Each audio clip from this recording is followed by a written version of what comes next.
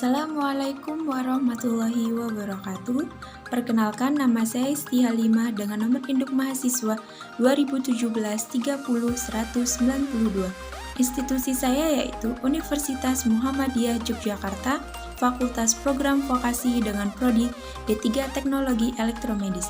Di sini saya akan mempresentasikan hasil praktek kerja lapangan saya di Rumah Sakit PKU Muhammadiyah Yogyakarta kurang lebih 2 bulan dimulai tanggal 6 Januari 2020 sampai dengan 29 Februari 2020. Sebelumnya saya ucapkan terima kasih kepada Ibu Melia Safitri STMong selaku dosen pembimbing saya, dan saya ucapkan terima kasih juga kepada Bapak Aris Riwianto AMDTEM selaku dosen pembimbing rumah sakit.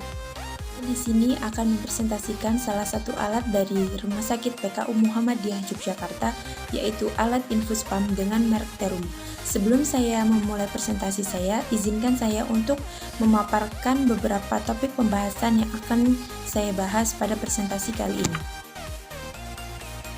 Ada pula topik pembahasan yang akan saya bahas kali ini, yaitu yang pertama, sejarah dan gambaran Rumah Sakit PKU Muhammadiyah Yogyakarta. Yang kedua, pembahasan alat dan kegiatan PKL. Yang ketiga, ada lampiran foto kegiatan selama PKL di Rumah Sakit PKU Muhammadiyah Yogyakarta. Langsung saja kita bahas topik pembahasan yang pertama, yaitu tentang sejarah dan gambaran Rumah Sakit PKU Muhammadiyah Yogyakarta. Rumah Sakit PKU Muhammadiyah Yogyakarta pertama kali didirikan oleh Kiai Haji Ahmad Dahlan, yaitu selaku Ketua Persyarikatan Muhammadiyah, yang didirikan pada tanggal 15 Februari 1923. Ada inisiatif dari sang murid yaitu HM Suja, yang pada awalnya sebuah klinik dan poliklinik dengan lokasi pertama di Kampung Jangan Notopraja nomor 27 Yogyakarta. Pada tahun 1928, klinik dan poliklinik PKU Muhammadiyah Yogyakarta pindah lokasi ke Jalan Ngabean nomor 12B Yogyakarta, sekarang Jalan Kiai Haji Ahmad Dahlan. Kemudian pada tanggal 1936, klinik dan poliklinik PKU Muhammadiyah Yogyakarta pindah lokasi ke Jalan Kiai Haji Ahmad Dahlan nomor 20 Yogyakarta hingga saat ini. Pada tahun 1970-an, status klinik dan poliklinik PKU Muhammadiyah Yogyakarta berubah menjadi Rumah Sakit PKU Muhammadiyah Yogyakarta. Pula visi misi dari Rumah Sakit PKU Muhammadiyah. Visinya yaitu menjadi Rumah Sakit Muhammadiyah rujukan terpercaya dengan kualitas pelayanan yang islami, bermutu, dan terjangkau. Ada pula misinya, yaitu yang pertama, memberikan pelayanan kesehatan paripurna bagi semua lapisan masyarakat sesuai dengan peraturan atau ketentuan perundang-undangan. Yang kedua, penyelenggaraan upaya peningkatan mutu sumber daya insani melalui pendidikan dan pelatihan secara profesional yang sesuai ajaran Islam. Yang ketiga, melaksanakan dakwah Islam amal ma'ruf nahi mungkar melalui pelayanan kesehatan kepedulian pada kaum duafa. Pula mutu tersendiri dari Rumah Sakit PKU Muhammadiyah Yogyakarta yaitu amanah, antusias, mutu, aman, nyaman, akurat, dan handal. Rumah Sakit PKU Muhammadiyah Yogyakarta melayani dengan setulus hati. Lanjut saja, kita masuk ke topik pembahasan yang kedua, yaitu tentang pembahasan alat dan kegiatan PKL. Di sini saya akan membahas alat tentang infus pump merek Terum. Infus pump adalah peralatan medis yang digunakan untuk membantu proses pemberian cairan kepada tubuh pasien dalam jumlah besar atau kecil, dan dapat digunakan untuk membantu memberikan nutrisi atau obat. Infus pump yang ada di Rumah Sakit PKU Muhammadiyah Yogyakarta yaitu ditempatkan di ruangan bangsal-bangsal, ICU, IGD, ICCU, kamar bayi, dan yang lainnya. Hampir semua ruangan yang ada di Rumah Sakit PKU Muhammadiyah Yogyakarta memiliki alat infus pump. Dan di sini ada blok diagram dari alat infus pump. Yang pertama dimulai dari PLN.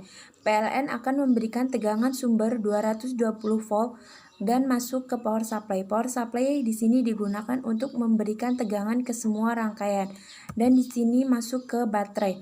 Kemudian baterai digunakan untuk menyimpan tegangan pada alat. Jadi alat dapat digunakan tanpa menggunakan tegangan sumber 220 volt. Pada dasarnya, alat ini bekerja dengan rangkaian osilator yang akan memberikan sinyal ke motor yang akan dikendalikan oleh pengendali motor. Kemudian, saat motor bekerja, tetesan sensor dengan pengolah sinyal pada level air bekerja yang dikeluarannya akan mengerjakan rangkaian buzzer. Pada sensor tetesan akan mendeteksi berapa banyak tetesan yang keluar menuju ke pasien. Kecepatan tetesan dapat dikendalikan oleh pengendali laju tetesan yang akan mengerjakan pengendali motor. Setelah CPU memproses hasil dari pembacaan, hasilnya akan tertampil pada display. Ini adalah bagian-bagian dari alat infus pump merek Terumo. Berikut ini adalah bagian tampak dalam dari alat infus pump merek Terumo. Kemudian di sini ada bagian tampak belakang dari alat infus pump merek Terumo. Ada drop sensor, ada drip sensor occlusion, dan ada penjepit untuk alat dijepitkan pada tiang. Ada pula langkah perbaikan dari alat. Ketika saya dan teman-teman saya melakukan praktek kerja lapangan di Rumah Sakit PKU Muhammadiyah Yogyakarta, kita mendapatkan keluhan dari salah satu ruangan yang ada di Rumah Sakit PKU Muhammadiyah Yogyakarta, yaitu alat infus pump dengan merek Terumo yang LCD-nya pecah. Maka perbaikan yang kita ambil yaitu yang pertama, menghidupkan alat dan menganalisis kerusakan. Sebelum kita melakukan tindakan perbaikan, lakukan atau menganalisis kerusakan yang terjadi pada alat. Setelah kita mengetahui apa masalah dan kerusakan pada alat, langkah selanjutnya yang kita lakukan yaitu yang kedua, membuka cover bagian alat. Yang ketiga, mengganti board bagian LCD yang pecah. Yang keempat, menghidupkan alat dan melakukan uji fungsi. Setelah kita selesai melakukan proses perbaikan, lakukan kembali uji fungsi apakah alat sudah bisa digunakan dan bekerja dengan baik. Yang kelima, menutup bagian cover pada alat. Setelah kita selesai, tutup kembali cover dari alat infus pump dan rapikan kembali. Kemudian kita kembalikan alat infus pump ke ruangan semula. Lanjut saja kita masuk ke topik pembahasan yang ketiga, yaitu lampiran foto kegiatan. Berikut ini adalah lampiran foto kegiatan ketika maintenance yang ada di Rumah Sakit PKU Muhammadiyah Yogyakarta. Yang pertama ada proses maintenance yang ada di ruangan CT scan. Yang kedua ada proses maintenance di ruangan radiologi. Yang ketiga ada proses maintenance yang dilakukan di ruangan bayi. Selanjutnya ada foto kegiatan ketika kita melakukan perbaikan di Rumah Sakit PKU Muhammadiyah Yogyakarta. Yang pertama ada proses perbaikan pada alat pasien monitor. Yang kedua ada proses perbaikan pada alat TENS.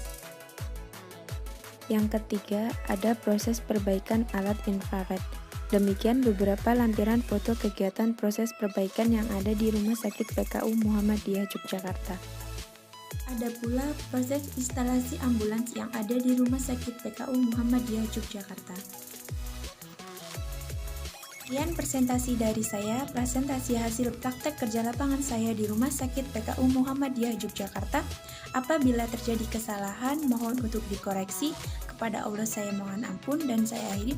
Wabillahi taufiq wa hidayah. Wassalamualaikum warahmatullahi wabarakatuh.